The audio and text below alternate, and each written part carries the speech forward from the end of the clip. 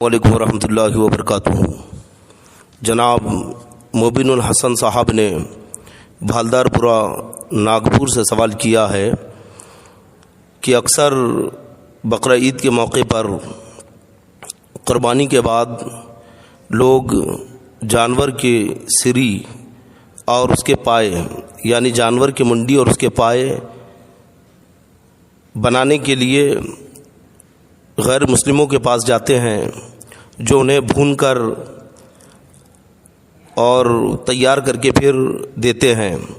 تو بہت سارے لوگ اپنے سامنے بیٹھ کر منڈی اور پائے تیار کرواتے ہیں ان سے، اور بہت سارے ان کی تحویل میں دے کے چلے جاتے ہیں، جو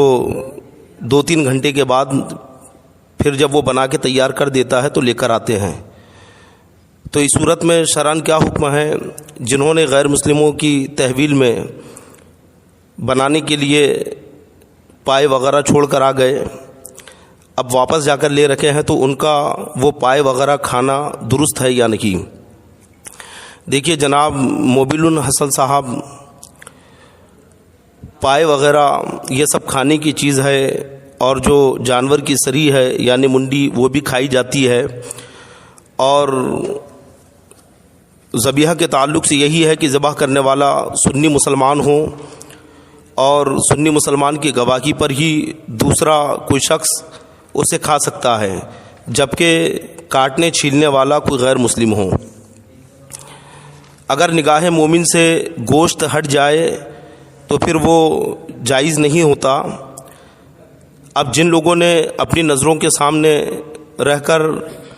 جانور کے پائے وغیرہ تیار کروائے تو ان کے لیے یقیناً وہ کھانا جائز ہے،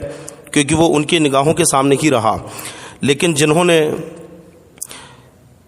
ان بنانے والے جو کفار و مشرکین ہیں ان کی تحویل میں دے دیا اور گھنٹے 2 گھنٹے کے بعد جا کر لے رکھے ہیں،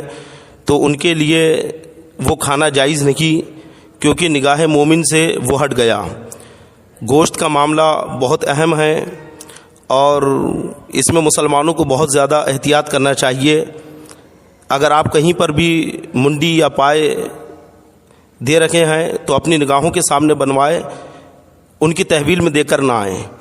اور اگر ان کی تحویل میں آپ نے دے دیا اور بعد میں آپ جا کر لے رکھے ہیں تو پھر اس کا کھانا جائز نہیں ہوگا۔